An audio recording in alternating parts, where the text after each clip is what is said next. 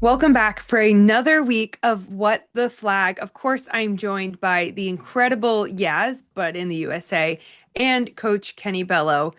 Guys, let's just go. We've got so much to catch up on, as these podcasts normally end up being. I know we've got tournaments to talk about.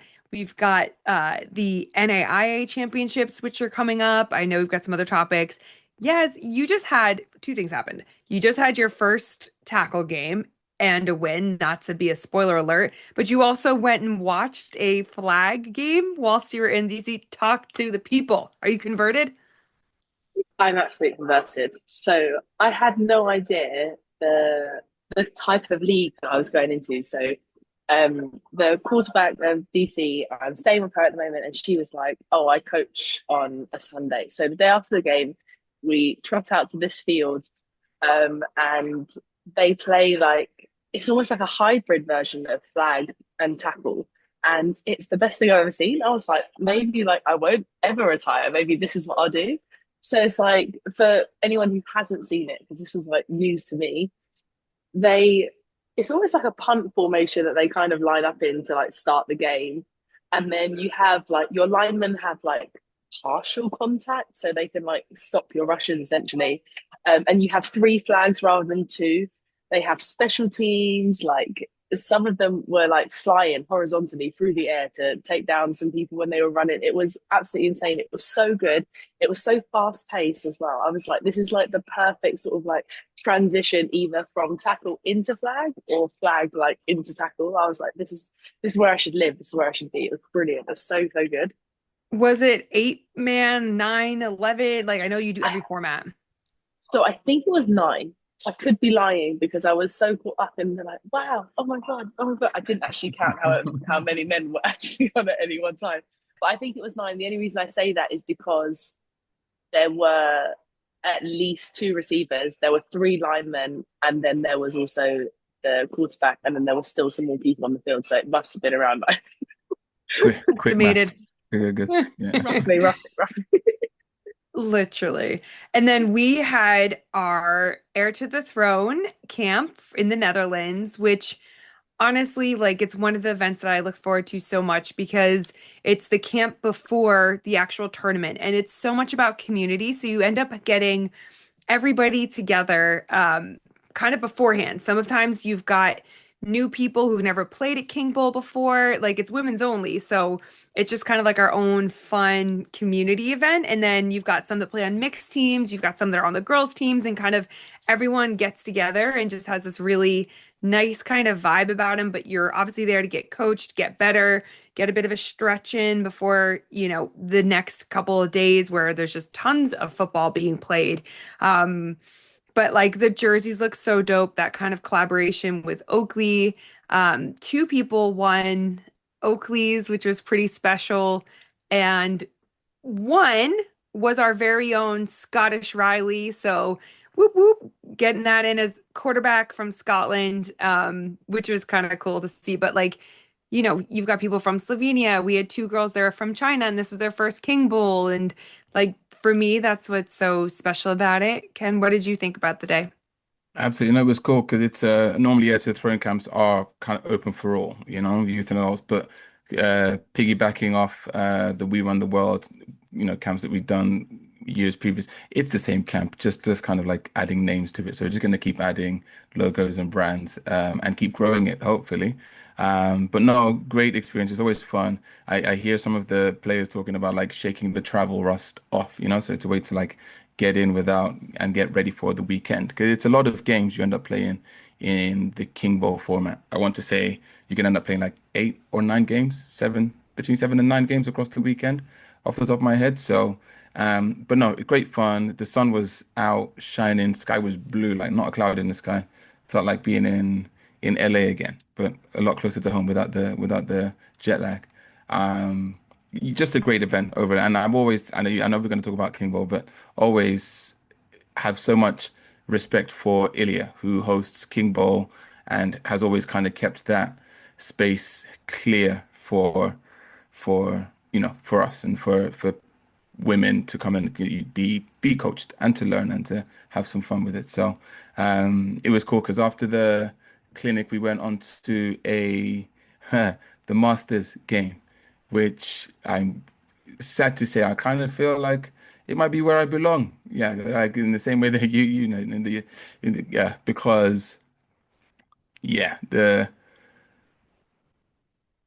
movement wasn't as free as I hoped it would be. You know, it was a bit of a tough time in the office, but that was good. It was a great day, really good day. Sun was out, can't complain. Vibes and as Phoebe said, like community was on point. And Yeah, and roughly the how many attendees did you have in women's clinic on Friday? So about 40 in total, maybe just a bit shy of 40, I think. Um, but it was great because it was also I said it was a chance for everyone to put on the if people haven't seen it yet, the Oakley jerseys for the Air to the Throne tour are like all the countries, but kind of same format, different colors, and the Germany ones are on their way. They look dope because we're going to be doing the same around Big Bowl, hopefully. So it was good, really, really good. And it's always fun because we get to drive out there. So, fair dues to Kenny. He drove myself, Blessing, and Jess Anderson in a very, very tightly packed car. And ultimately, Blessing had his first driving onto the Eurotunnel, and you get to do all these fun little experiences. And, it's like 6.5 hours sat in the car. So it was good for us to run around as well. And then, uh, the Masters tournament was kind of a collaboration between Nuola and like Ilya and Kingbowl. So, just to kind of see some of the coaches that perhaps don't normally get the opportunity to play football. Ilya and his son played a little bit. So Masters technically should be if you're a male born 85 or older, and if you're female, I think it's 35 and older, so 90 and older, I want to say, which is crazy to think that the 90s are now entered into the Masters. 85, like you're old in it, so. I'll Sorry, take it. guys. Definitely felt that way. So I was like, yeah, this is enough. One game was enough for me that weekend. But then the next day was the start of King Bowl, and like everything, it's so well run, the organization, it's real collaborative, food all day, which is always a winner. We set up our Duke's store. So it's always, you know, I feel like the Duke's shop kind of becomes just like a gathering ground for everybody. Team Spain kind of set, the butterfly Spanish team kind of set up in camp. Blessing was hustling. He was earning his keep, making that money. And then having the opportunity to play. Like for our Jukes team, it seemed like a little bit of a surprise that we were having a team. So it was a last minute gathering of people.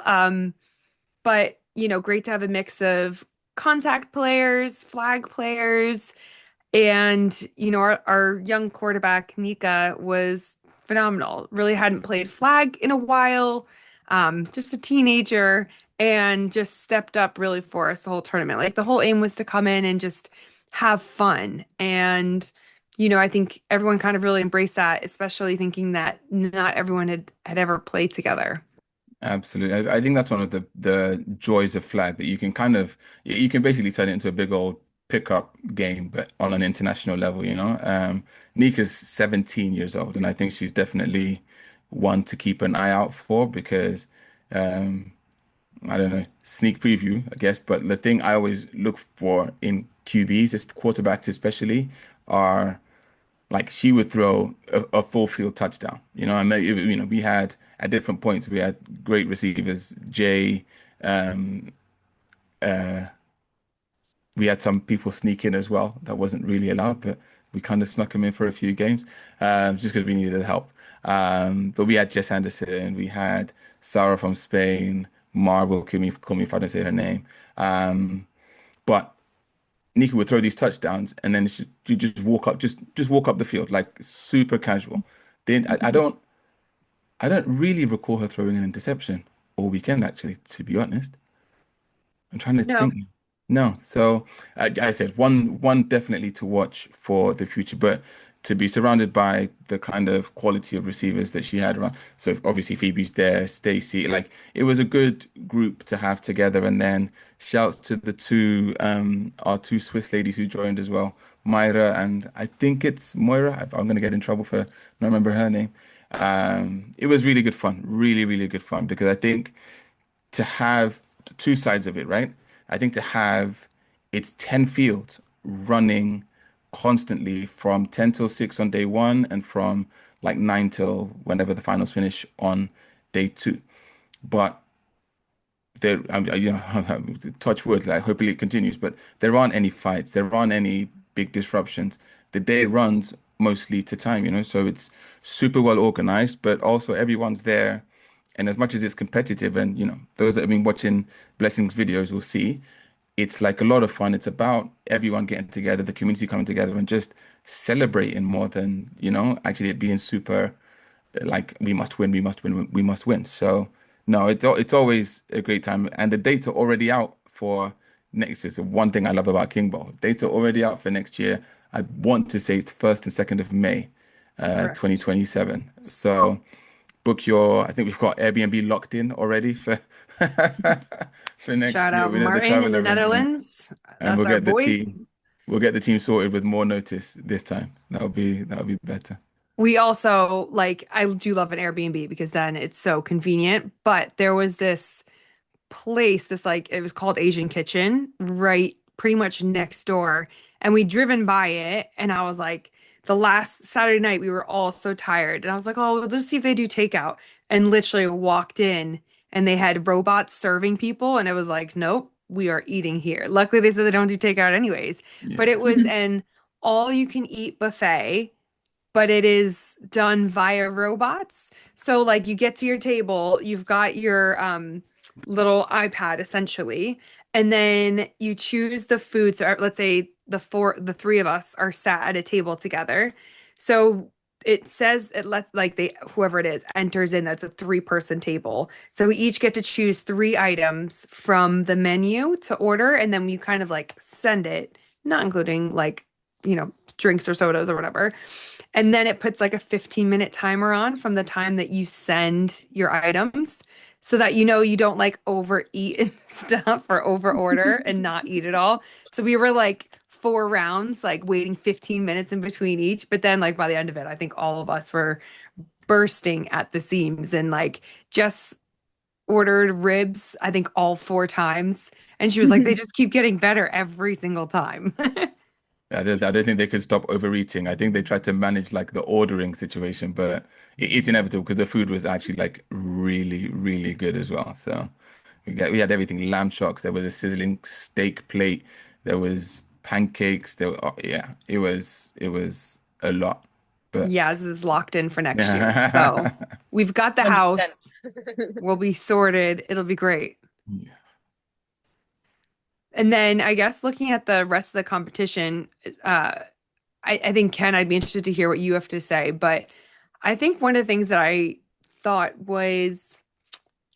was most impressed by, but was the overall improvement as a collective of the Irish teams. All of them kind of came out to play. And even obviously coming down to the fact that the the Celtic Tigers went on to win the entire event ultimately, like being in the final against Pit Vipers. Is that what Brian Tabor's team is Yeah, called? yeah. Yep. TB1, Brian Tabor. Or TB12, I should say. BT12. BT12.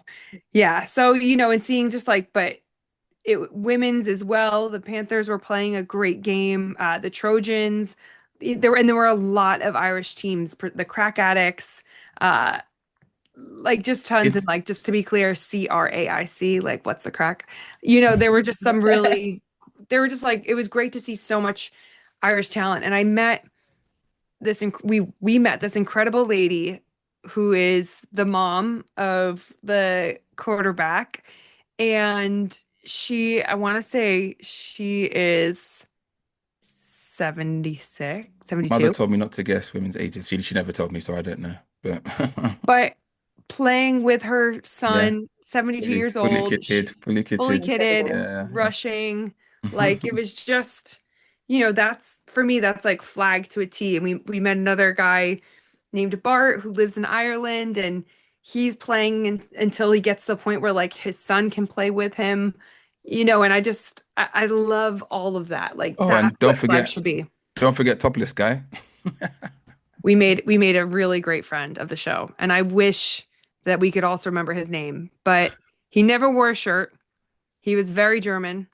He played in the Masters tournament. He played tackle. He played tight end for Frankfurt Galaxy. He Yeah, also played volleyball for a while. Never wore a Wow, 20 shirt. years. what a Yeah, yeah. CV. He wore a CV, but never wore a short shirt the whole time. Was like so friendly and so lovely and just like right Yeah. there.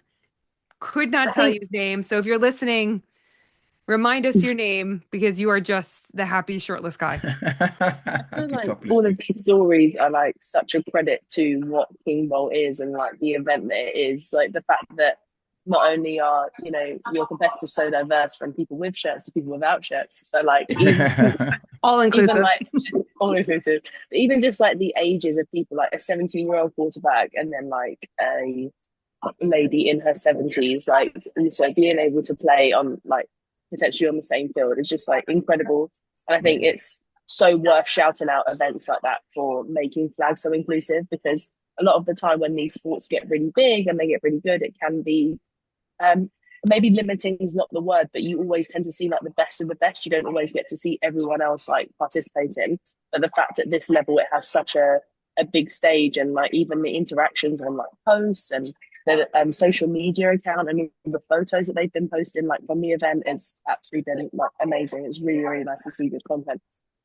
Absolutely. And I have to shout out the butterflies because again I've got people waiting on me with knives if I don't who came through. I believe it was an absolute downpour. So as much as you said the weather was great on the Friday and the Saturday, Sunday got kind of very, very, very wet very quickly. So in the final, I think the butterflies overcame the Red Lips, Coach Nico and the Red Lips, 14-7, I think the final score was. So oh, what's the Can you say butterflies one more time? The way you say that is amazing. butterflies? Oh, you said it so fast. You're like butterflies. I was like, Butterflies, the oh, butterflies, the butterflies. butterflies, the butterflies. Didn't sound very Yeah, South so that was African.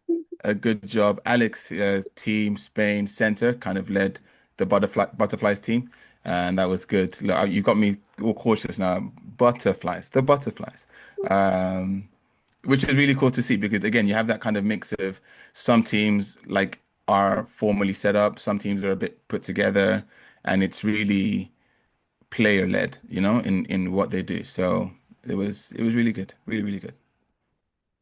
And I think just to kind of end our like this first section, taking it back over stateside, um, NAIA, Ottawa University is now qualified for the finals. I want to say the KCAC finals, which would be incredible.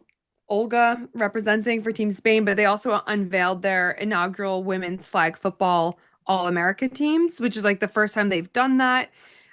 So 35 of the women have been nominated, but what I love to see is uh, you end up with like Madison Powell from Hawaii. You end up obviously with Olga from Madrid.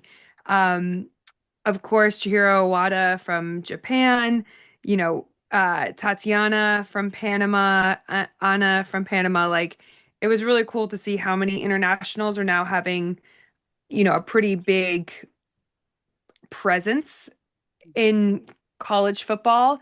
And earlier this week, they announced that New Jersey and Maryland are now sanctioned states for varsity, which is huge, and like there's more to come, but still like making these really huge steps. Question, I could be wrong, but does the sanctioning of Maryland mean that the whole of the DMV is now sanctioned for? It I think it should is, be. isn't it? Yeah, it's kind Yeah. of all encompassed, I'm It's pretty amazing. sure. So everyone that drives can play flag. Is that the DMV? Yeah, basically, yeah. If you have a car, that's it. You're eligible. So, DMV being DC, Maryland, Virginia, for anyone who doesn't know. And for that, we will be back just after this, thanks to our sponsors, Touchdown Trips. Right. So my rant of the week this week is um when you're in practice and your team is not doing anything that would benefit your team in a game scenario. For example, you're doing um you're practicing pass protection as an O line. And rather than your D line being like, hey, you've got a game, I'm gonna show you the front that your competitors want to show you. They started doing all sorts of jiggery pokery. Let's blitz here. Let's shift over here. Let's do this. Let me spin over here and then run into the F gap. I don't know. How is that beneficial? It drives me insane because it gets to a point where clearly it must be coach against coach, where now you're just trying to beat up on other players. How are we benefiting or getting better as a result of you deciding that you want to run whatever play you would like to run? Surely in that period, it should be beneficial for both of us in the sense that show me what I'm going to see in the game, show me what I'm likely to face so I can defend that rather than me now questioning what happens if you do a spin, a flip, and a turn and you end up in the A gap. Because that's never going to happen in a game. And if it does happen in a game, it's like a freak accident. Winds me up. Absolutely drives me insane. I feel like O-line complain about this more than any other group in football, in all of football. I feel like it's a real bugbear for the O-line. Is it because you've been asked to do more than you would be asked to do in a game? Is that the problem? Okay, look, this is gonna sound big headed. Absolutely not. Like, if you want to come at me, I'm gonna hit you. It's fine. It's not a problem. I can read it. It's more for if you have rookies or like secondaries who need the game knowledge.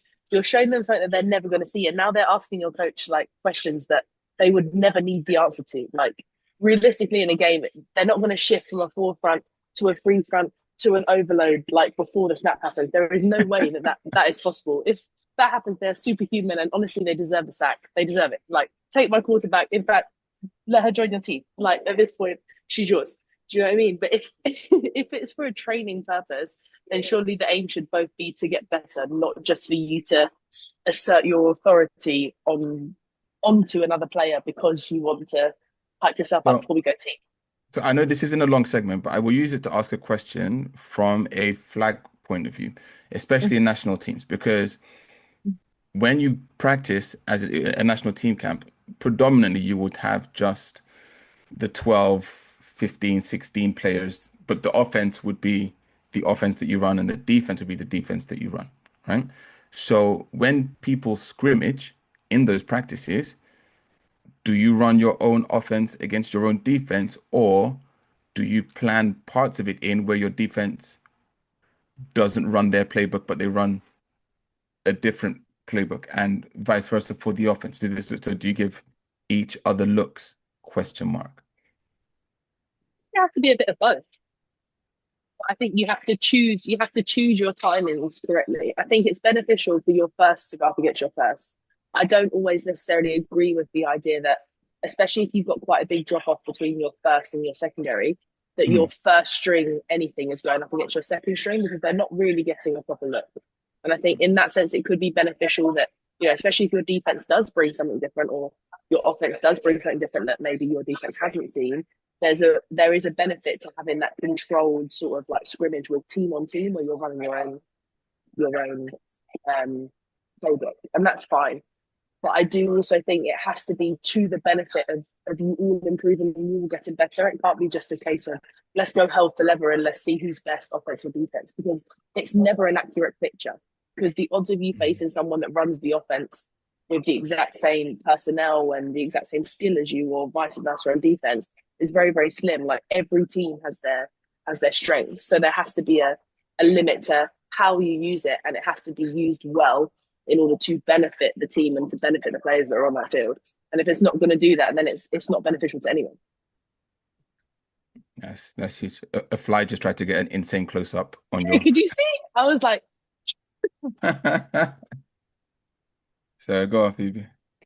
I was just gonna say, I think it depends, right? Like, I look at GB, we've got our performance and development squad. So, for the most part, performance, goes versus each other. But, for example, our defense is quite unusual at times. And our offense can be not what a traditional offense runs. So it's important to be able to go against different looks because you can practice something so many times and it's like, man, this just does not work against this defense. But how many people actually play that defense? Because it can make you doubt yourself as a play caller if you're thinking this is still not open, this is still not open. But depending on what your philosophy is, that may just be, hey, we are making sure this is open, but this is not open. And so I think it is crucial to kind of have that element of scouting and being as another team. I mean, this is kind of becoming its own segment, but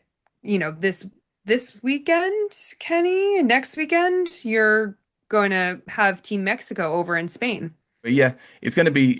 I mean, that's going to be its own interesting whole. That we could have a whole conversation around that because technically, if everything goes, it stays to order in terms of rankings and where teams finish in their groups. Um, Odds are we would face Mexico in the quarterfinals, you know? So yeah, I think it's very, I will stay on the word interesting, but it's very interesting that they are coming, to Spain to have like a joint practice, a joint camp. I think it's great to get everyone together. And I'm just, from an offensive point of view, we're running all hitches all day. Three practices, all hitches. You're going to play a game against them, all hitches. Like, can't show anything else. Sorry. Sorry, not sorry. You have to do what you have to do. You've got to have Yeah. that edge. It's important. So that's, I mean, so it is this weekend. So, like, how beneficial is that to you as an offensive coordinator? How does that benefit you? It's always beneficial to go against new opponents, right? Or different opponents because ultimately you win or you learn, right? And that's what it has to be, especially world number one right now. So that's a that's a great kind of litmus test for are we where we think we are? Are we able to challenge for those top spots or is there more work that needs to be done? Yeah, and it's I think it's a like with everything, a good way to be about it is to uh, be excited about the opportunity that it is. There's nothing to fear but fear itself, you know. I miss our quote days. We should go back to our quote days. Um, So you've been dropping some absolute dimes while you've been speaking. I was like, you win or you learn, like you were just like, scribbling, I was like, scribbling. wow, I've got to start writing these down. Yeah, yeah. So it will be fun, and I think it'll be great to we talk about the community piece. It'll be great to see the kind of because I think it's both the men's and the women's teams from Mexico coming to Spain. So it'd be good to see everyone and just kind of have that opportunity to catch up with everyone, you know? But do you normally practice? You don't normally practice with the men's team. No, not at all. It's completely separate. I mean, even when they're on the same field, there's no mixing of or muddying of the waters. It's totally separate, two separate teams in essence. So what happens? Like, where will you be doing your camp? I mean, because you're normally at the farm. So, La Granja. No, not this time. We're at Urban Camp, urban for my London folk, which is in.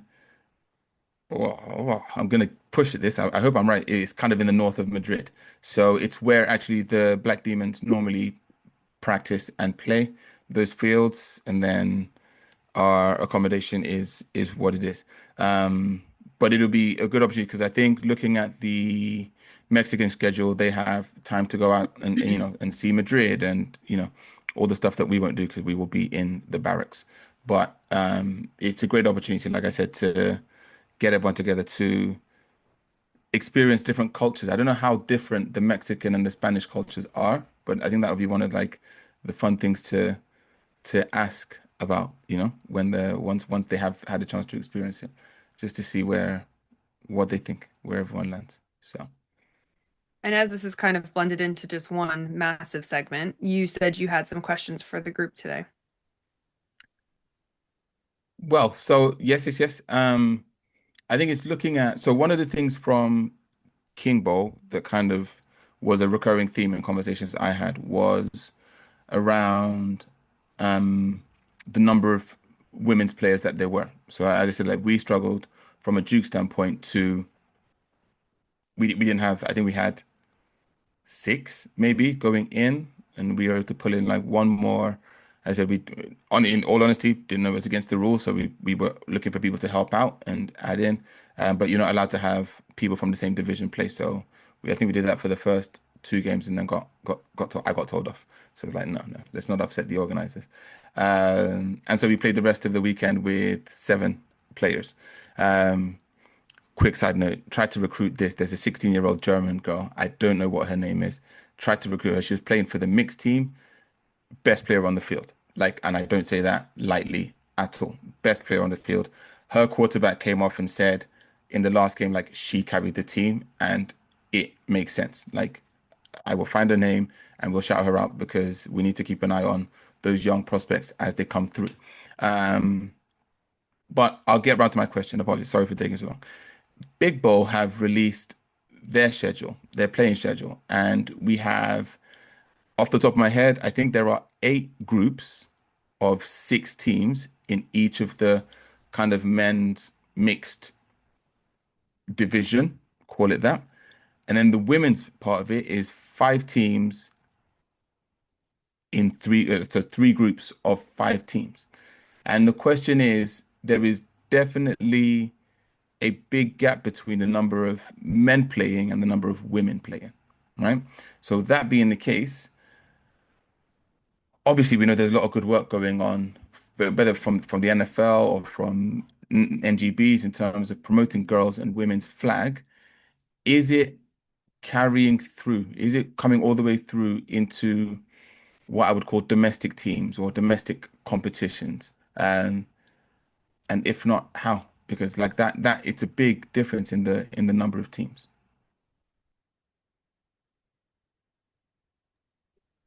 I mean, I think I think it will be carrying through, but I mean, a lot of these programs have only started in the past couple of years.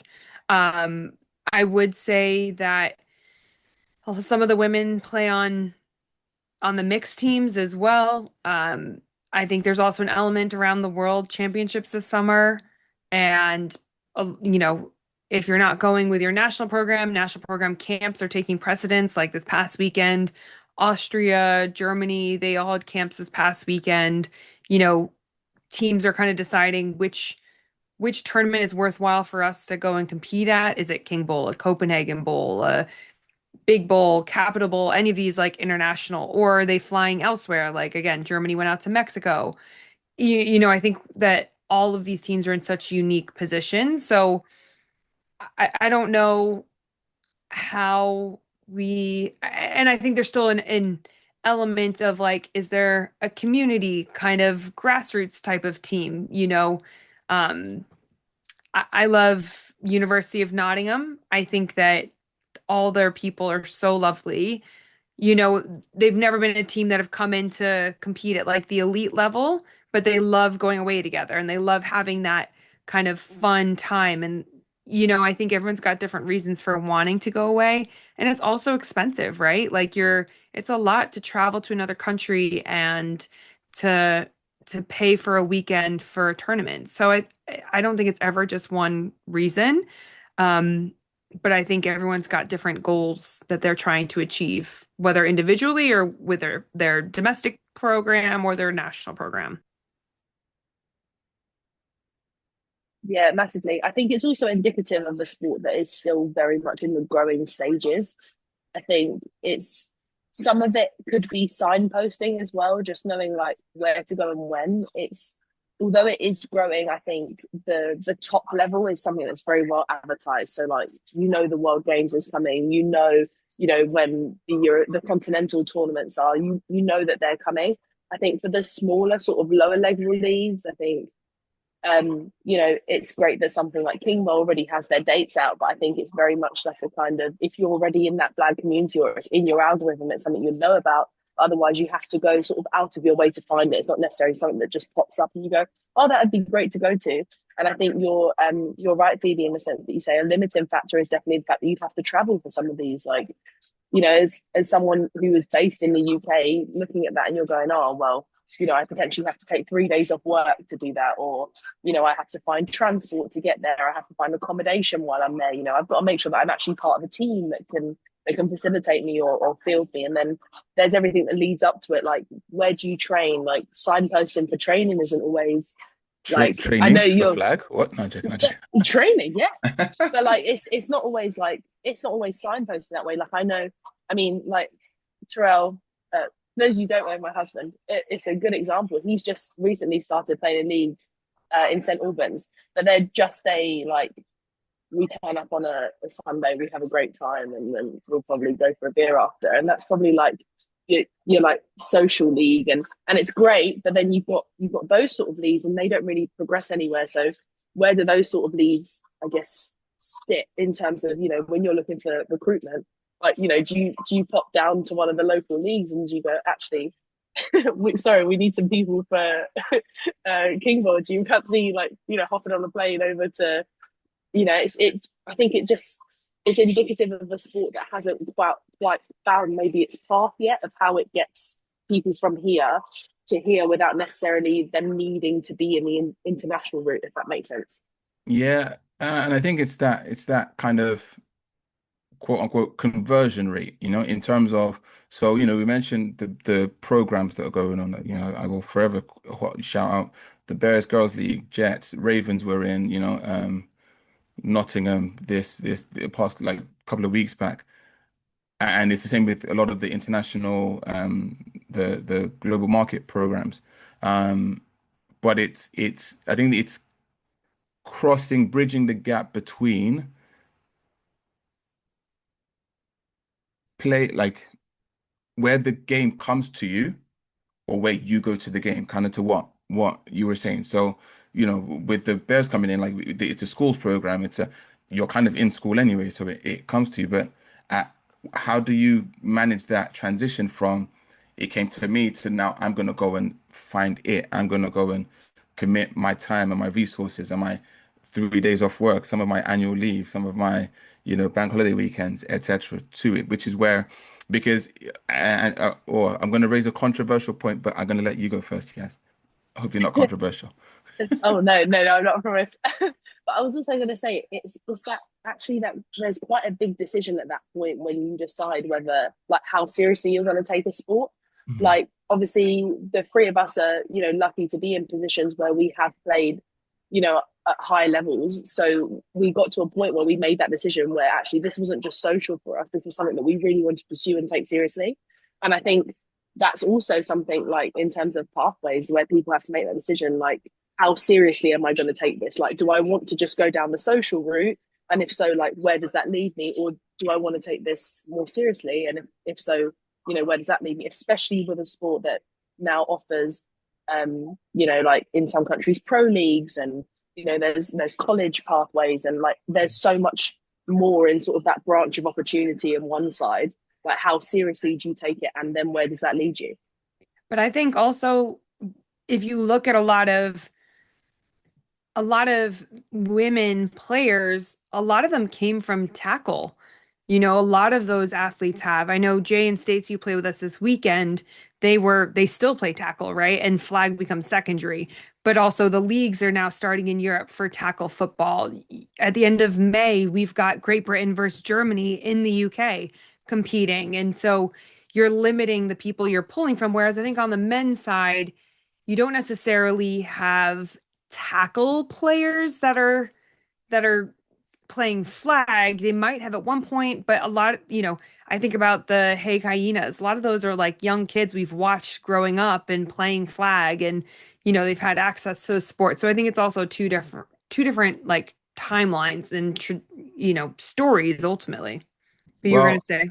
to that point, and my controversial piece is, and I would be happily very wrong. Yes, it's so happy right now. There's no, I would be very happy to be wrong on this, right? But from quite a distance. It's been a long time since I've been involved with women's tackle, right? But does women's tackle still have the legs? Like, is it still, because I think once upon a time it was kind of, it was on the up. There was a lot of talented players. There was a lot of just really good football. And if I'm honest, again, I'm not trying to be controversial. Just I'm like, I don't think that's. It looks like, let me hide behind that. It looks like that may be less and less the case as we go through. But I'm asking it as a question. Is that the same thing you guys see? Is that where you're at? Is that or am I completely way left of everything? Question mark. If I speak, I am in big trouble. Yeah. I just Yaz has think it's been withdrawn her hat from the ring. Sorry. I think I think when the world championships, because ultimately if you're playing tackle football, right, it's amateur Mm, ultimately, right? So you play because you have things to look forward to. You look forward to big competitions. Now, back in the day, it used to be 10 days, you'd get together, play 3 games. That was your Euros, your Worlds. Like it was incredible. That's what it really should be about. And I think when that format changed mm. to one home and one away game each year, I think a lot of people kind of fell out of love with that. And I think in some ways you're not wrong. I think the drop off in the product happens because you didn't have those then 10 days to get better every single day, to practice, to be around each other, to build the camaraderie that you need when you're traveling with 47 plus athletes. And so I think that naturally does happen. I think flag plays a role too. People are making decision. You think about Jochebed, Jess Anderson, Sophia Clare, like athletes who were big into tackle now have kind of chosen flag. And so it's hard when you're like, okay, I'm playing an amateur sport. It's never going to, unless you're Yaz or one of the international athletes that gets to go play in the States and you get, uh, paid and you've got somewhere to live and all of that, which is like incredible.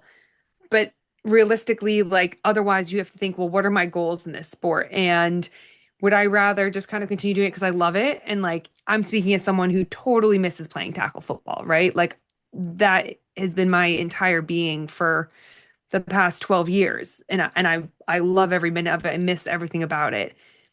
But if I know the Olympics are 2 years away, I have to have a real conversation with myself and say, is it worth it? And I think that's where a lot of people are having those conversations. So, and then of course you add in the funds, right? If you're not being supported by your governing body, it's hard to pay for travel, and it's more expensive in some ways. You've got to take time off of work because you're now flying multiple flights as opposed to, hey, just one flight. I can manage the 10 days. Um, 4 of those or potentially a weekend. So it adds up. Yaz, you look like you want to add something. So, firstly, I was just going to say, because you don't want to violate in terms of my visa. I don't get paid. Okay, I was gonna Just say kidding. IRS Just is on. kidding. I get paid in kind. I get paid in kind, guys. It's Yeah, yeah. different. Value in kind. That's our favorite kind. Before my visa gets revoked. What I will say is that, like, I'm totally with you on the format of tackle football having changed in Europe, especially. I think Worlds was one of the. I don't think I could ever explain to anyone who wasn't there how incredible an experience that was. Like those 2 weeks were just the most amazing 2 weeks, and forever in my career, they will be the 2 weeks that I refer to.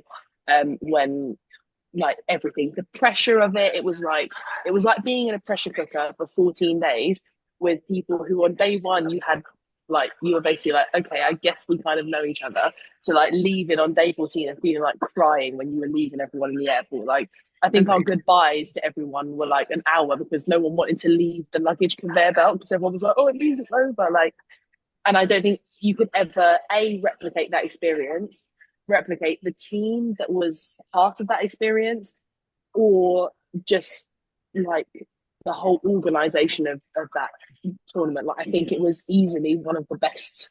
Like, and I don't think that could ever happen again. Even like the funding, like to get us over there, like the the routines that we had, the practices, the scripts, the walk-ins that we had. Like we felt like celebrities, like when like they stand there with cameras, you know, to a BFW coming in and to the airport and being like, there's press outside, make sure you don't tweet to them, there's press outside, like like, and things like that just can never be replicated. I think it will forever be something that the GB program wants to replicate, and I don't blame them because that was an absolute period of greatness. And then my closing statement would be like, there comes a point in your career where you realize that if you want to take a step upwards, you have to choose. And your segue really is either you go abroad, which was like my choice. Like this is my second season out in the US, like because it was the only way for me to like truly experience something like that again. Or you take the step into flag, which is your way to, you know, going into that sort of professional route and having those same experiences. I don't think that we will see another team or experience like Worlds of 22. I mean, I could be proven wrong. I hope I am, but I don't think it's something that will be like replicated again. I think that's that really. Amazing. And just like that, we have come to the end. I just want to give a shout out as we talked about the Irish earlier. Actually, this Saturday in Dublin, it is a triple header of the Claddagh League, and it's going to be in conjunction with College Football Ireland. It's your Aer Lingus College Football Classic, which is going to be class. So some of the players from UNC football will be over. There's going to be interviews. It's going to be like a full public kind of Q&A. It all starts at 9 a.m. The event is free. So make sure you head on over. It'll be incredible. And other than that, guys, until next time for more What the Flag, make sure you like, subscribe, and ring the bell.